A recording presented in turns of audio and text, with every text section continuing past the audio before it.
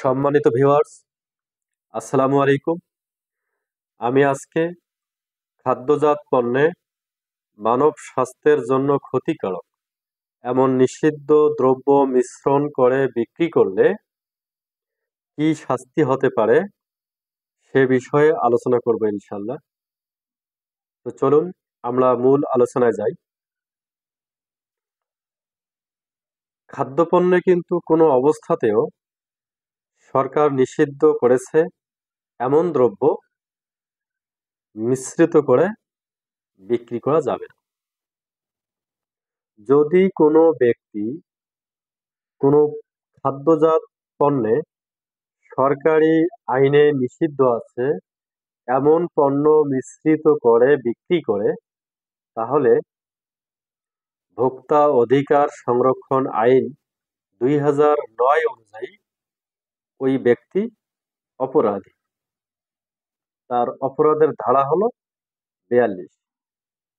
তাহলে শুনুন ধারা 42-এ কি বলা আছে। ধারা 42, খাদ্য পণ্যে নিষিদ্ধ দ্রব্যের মিশ্রণের দণ্ড। মানুষের জীবন বা স্বাস্থ্যের জন্য ক্ষতিকারক কোনো দ্রব্য কোনো খাদ্য পণ্যের সহিত যাহার মিশ্রণ কোনো আইন বা বিধির অধীন নিষিদ্ধ করা হইয়াছে, কোনো ব্যক্তি উক্তরূপ দ্রব্য কোনো খাদ্য পণ্যের সহিত মিশ্রিত করিলে তিনি অনূর্ধ্ব 3 বৎসর কারাদণ্ড বা অনধিক 2 লক্ষ টাকা অর্থদণ্ড বা উভয় দণ্ডে দণ্ডিত হইবেন। অতএব মানব স্বাস্থ্যের জন্য ক্ষতিকারক এমন পণ্য মিশিয়ে বিক্রি করা বন্ধ করুন এবং মানুষের স্বাস্থ্য সুরক্ষায় অংশীদার হন। এ বিষয়ে কারো কোনো মন্তব্য বা জানার থাকলে কমেন্ট বক্সে কমেন্ট করে জানাবেন। ব্যবসা সংক্রান্ত